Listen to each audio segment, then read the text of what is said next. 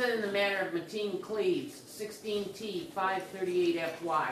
May I have your appearances on the record, please? Good morning, Your Honor. Lisa Lindsay on behalf of the people of the state of Michigan, Special Prosecutor for Genesee County. Good morning, Your Honor. Frank Manley on behalf of Mateen Cleaves. And I understand we've set a preliminary examination for June 28, 2016 at 10 a.m. It's further my understanding we're going to devote the whole day to that, correct? That's correct, Your Honor. It's my understanding, Judge. Also, in chambers, we had discussions of some difficulties. I want to memorialize those for the record. I understand there's a videotape that the people proposed to show in the courtroom, and that the three of us, Mr. Manley, Ms. Lindsay, and I, all believe that this video should not be rebroadcast, or should there be any pictures taken of it. So I believe there's a stipulation that the video becomes courtroom only, no media. Am I right? That's correct, Your Honor. That's my understanding, Your Honor. Okay. You wanted to make an argument, Mr. Manley, about me saying that I discussed with you in chambers this morning that I didn't think that the victim's face should be shown on television or in the print media, and I said I had to do a very detailed order pursuant to the court rule. And I understand, Mr. Manley, that you want to place some objections on the record. That is correct, Your Honor.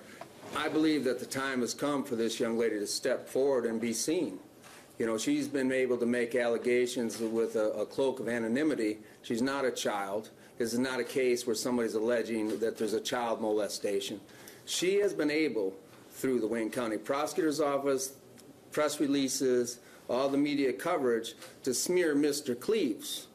We believe in the right of confrontation, and we believe that an adult who makes these types of allegations should be able to have her face shown, should come forth so that people can see exactly who's making the allegation. The fact that a blue dot or these protections that are designed for children primarily are even being talked about in this case is not appropriate in our position, or my position. We think that she should come forward as an adult and state in open court what she said happened. These allegations, Your Honor, have put Mr. Cleaves in a position where there's an unlevel playing field. She's been allowed to be called a victim, all of these things. Let's see her. If you're going to make these allegations, come forward as an adult and make them. Show your face. If you're going to make these allegations, Mr. Cleaves has been internationally exposed with these allegations. She needs to come forward. She doesn't need any protection.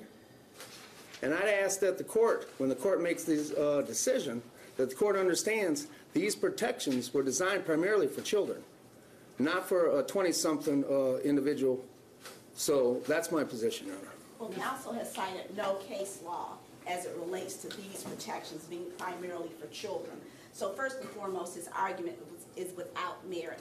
The Sixth Amendment deals with the right to confrontation, which is satisfied when the victim comes in and testifies in open court. She will, in fact, be in open court testifying.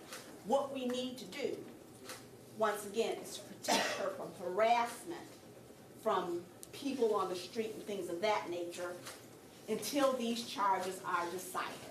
When the charges are decided, when and if it's found over to circuit court, when she testifies at that point in time, the media will be allowed to show her face. But at this juncture, I think for the protection of everybody, it needs to have her face not shown.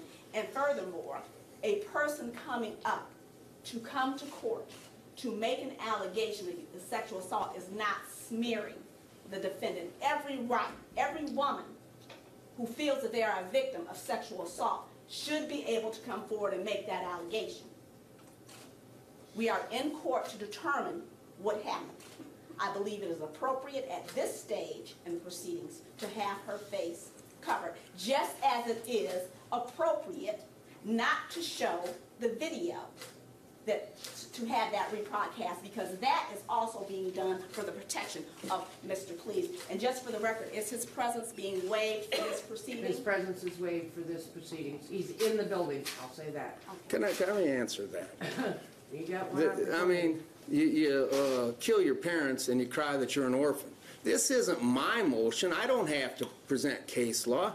it's presumed that witnesses are shown, their faces are shown. It's presumed. She needs to bring some case law that says something about that her face needs protected. I haven't heard or seen anything. So the idea that my argument is moot, she's come forward with nothing except this willy-nilly statement of all women, which have nothing to do with this particular case. This case isn't about all women. This case is about one particular woman.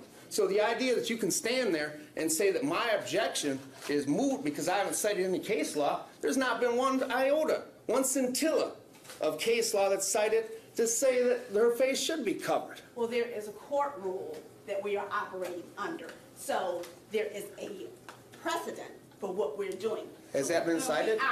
We are relying on the court rule which the court has in its possession. Furthermore, I wasn't done, by the way. One of the reasons why the protections are in place is so victims will not be intimidated from coming forward. One of the main reasons why criminal sexual conduct victims do not come forward is because of this kind of behavior. This kind of broadcast them, intimidate them, bully them, make them afraid to come forward.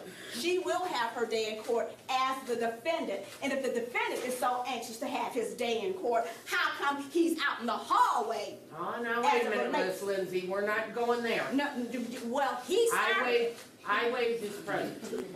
I mean, is this? Let's not argue things Are we preaching? I mean, is this? I don't know. I mean, we got a female preacher here today. Are we going to court of You're law? talking over me. First of all, to set the record straight, this is not anybody's motion. This was the court's concern after having read the appropriate court rules. And this is court rule driven and judge driven. It's not driven by Miss Lindsay or by you. I just felt that it ought to be a subject that was open and discussed. As to your Sixth Amendment argument, I'm talking. Okay. As to your Sixth Amendment argument, I don't see any problem with this. This is the probable cause stage. This is not the guilt or innocence stage. You are going to have the opportunity, Mr. Manley, to cross-examine this witness. Your client will have the opportunity to sit in the courtroom and see her. She will have the opportunity to sit and see him and be questioned by Miss Lindsay. So I don't see any Sixth Amendment confrontation issue at all. It, in my opinion, just doesn't exist. The whole question before this court is, am I, pursuant to the court rule, going to stop the media from filming her face? That's my whole question. I know how you feel, Mr. Manley. I know how Miss Lindsay feels. And at this point, I'm going to take the matter under advisement. As I told you before, I will issue a written order as to what I'm going to do, and the news media will be provided with that. So right now, the order will read that the videotape is going to be introduced or proposed as evidence. I'm not going to say it's admitted yet. The videotape that is proposed is not to be filmed by the media or the print media, and I will take the issue of the alleged victim's face under advisement, and I will issue a written order. Thank you, Judge. All right? Thank you, Honor. Okay, we're done. Oh, there's one other thing, one okay. additional thing. I did indicate to the court, and I want counsel to be on notice, that at the conclusion of the preliminary exam, I would ask the opportunity to revisit bond. Our office has been in receipt of some information that there is another victim who may be willing to come forward. So for that reason, we think at that time bond should be revisited. And if there's any other victims in the interim who want to come forward, we will be bringing that to the court's attention at that time. Yeah, you know, Jeff, no, I got to address that.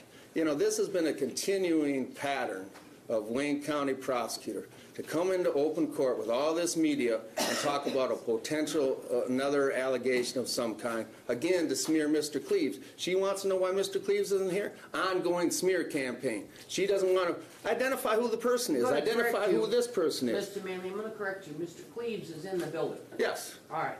So don't say he's not here. No, He's but I in the mean, building. she made references somehow kind of trying to be cute that somehow he's not here because of some other reason. She tries to come forward with some specious allegation. Come on. Either put your lady on here, let's get it on. Okay, I've heard this, and we will get it on June 18th, June 28th, 2016 at 10 a.m., and we will dedicate the day and probably a couple of bottles of Aleve to this exam. Please understand, Mr. Manley and Ms. Lindsay, this is the probable cause stage, and that's all. This is not a guilt or innocence phase. I do not expect to try this case down here. All this is probable cause. Understood? Thank you, Judge. Yes, Your Honor. We're adjourned.